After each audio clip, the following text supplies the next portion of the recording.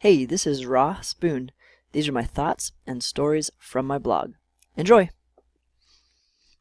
Premarital sex makes sense. I remember a few years ago telling my cousin that I was planning to wait until marriage to have sex, and that I didn't even know if I'd ever actually get married.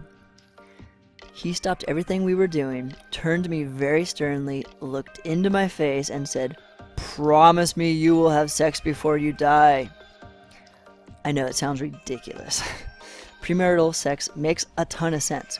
We all get horny, we can do it pretty safely these days, and as long as we're not cheating or leading someone on, it does make sense. It makes sense, that is, if our goal is to get the most pleasure out of life. But I think Christians are supposed to abide by a deeper goal. We're supposed to trust that our Creator knows what's good for us, in fact, better than we do. And for some reason, God seems to think there is something really significant about becoming one flesh with one other person after you've committed to them in marriage, like Matthew 19:6 says. And I think God does want us to experience pleasures, but not merely experience them.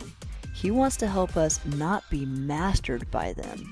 And if we can withhold from certain pleasures simply because God says to, even when everything else in our body and culture tells us we should do it, we just might grow into something bigger than predictable machines or impulsive animals. A dog cannot be tamed without a master who knows what he can become. And our actions are the evidence of who our master is. Do we serve our desires or the one we call God? And who we choose to serve as master is one half of the crux of Christianity, I think. But I also understand the ridiculousness of this being taken too far. A lot of us Christians do.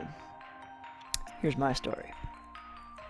About a decade ago, my friend asked me if I would get ordained online so I could go out to Italy and marry him to his fiancée. It was the start of a big vacation for me, and that was the beginning. So I flew out there and delivered an incredibly romantic homily, I thought. And as everyone went to bed that night, I asked the bride's cute sister if she wanted to go for a walk. My friend overheard us and said, "You two behave."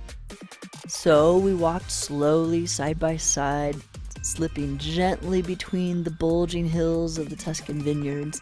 I took her hand and we gazed over cascading rows of burgeoning grapevines, bare and glistening in the misty night. It started lightly sprinkling. We pushed our way into the shoulder-high grass and lay down in it, pressing down a perfect, secluded nest. Our shoulders were touching and our hearts were pounding. My friend's words sloshed in my head like a bucket of ice water. But right now, I could kiss her. I could take her. I could start out my vacation with a bang. But instead, I resorted to telling her poetic metaphors about her body as I kissed her stomach, never actually touching any of the real goods or even kissing her on the lips. In fact, I think I caught her stifling a laugh. I bet she was rolling her eyes the whole time, and not in the way that she wanted to be. Wait a second. Now that I think about it, she might have been secretly scheming to deflower the preacher. Well, anyway, the next morning, I proudly reported to my friend that we indeed behaved. I said, "I kissed her stomach a little bit, but didn't even kiss her on the lips." His wife overheard and exclaimed, "That's even worse!" Okay, so kissing her stomach because I thought kissing her on the lips was wrong was messed up. Let me be the guinea pig for you and say, okay, I was a lot repressed. Don't do what I did. Maybe a tender make-out session under the Tuscan stars wouldn't have been out of God's allowances. At least it wouldn't have given her PTSD for melodramatic poetry forever. And I'm not sure where the line would be for you, but I think it comes down to this. Who is our master? Are we people that are serving our pleasures or serving God? If God asked us not to do something we really wanted to do, and which even made a lot of sense to do, would we do it? But the other half of the crux of Christianity is grace.